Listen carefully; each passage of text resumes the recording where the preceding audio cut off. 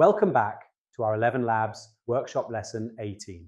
Within the project creation settings, you're also going to notice that you have optional download settings.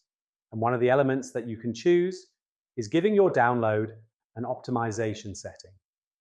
This means the volume is going to be created so that your listener will hear it evenly.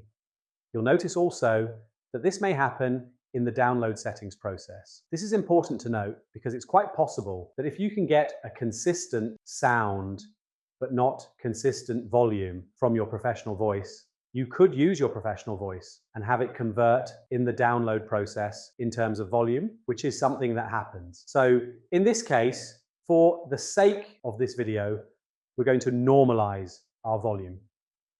What you're also going to see is that 11 Labs can append the audio and it can append it with metadata.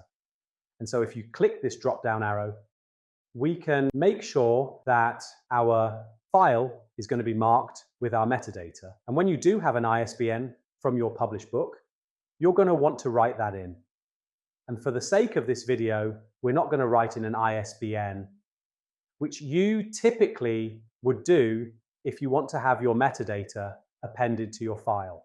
The last thing you're going to see is that you have pronunciation dictionaries available, and we're going to click on this area. Now, with certain AI voice models, this feature will work.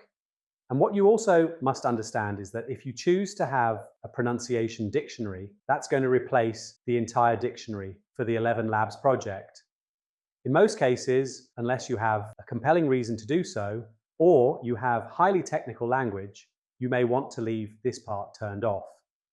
And the next portion is to upload our text, and we will go over that in the next video.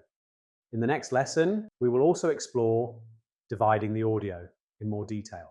Thanks for watching. Head on over to incommonhumans.com for more free masterclasses.